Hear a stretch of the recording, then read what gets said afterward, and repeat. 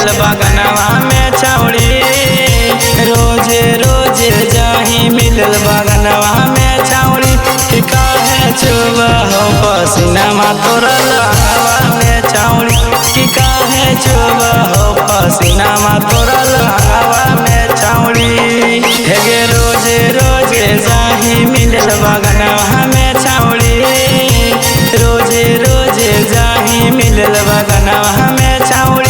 कि काहे चुबा हो पसीनामा तोरा लहंगवा में छौड़ी।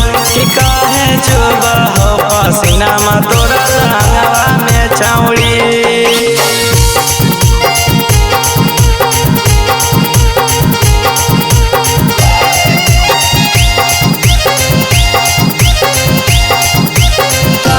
चुबा हो पसीनामा तोरा लहंगवा में छौड़ी। काहे चुबा हो पसीनामा तोरा लहंगवा में छौड़ी। गे घूमे के बहाना गे छौड़ी निकल हनी घर से। पता तोरा चललो छौड़ी फसल हनी लबार से। गे घूरे के बहाना गे छौड़ी निकल हनी घर से। छौड़ी फसल हनी लबार से। हेगे लागू छुअल को पूरा बदनवा में छौड़ी।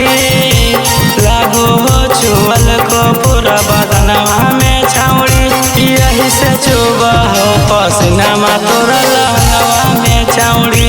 यही से चुबा हो पसीनामा तोरा लहंगवा में छौड़ी।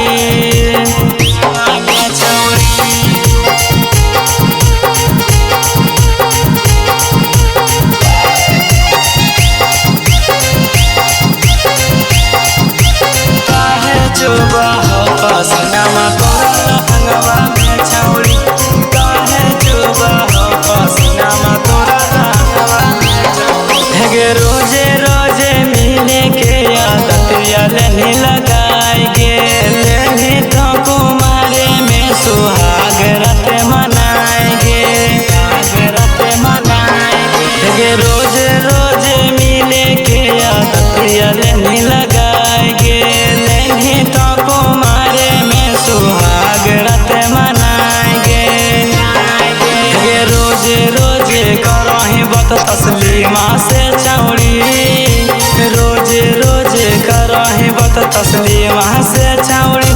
यही से चुबा हो पसीनामा तोरा लहंगवा में छौड़ी। यही से चुबा हो पसीनामा तोरा लहंगवा में छौड़ी। Presented by Nibha Music, Jammu।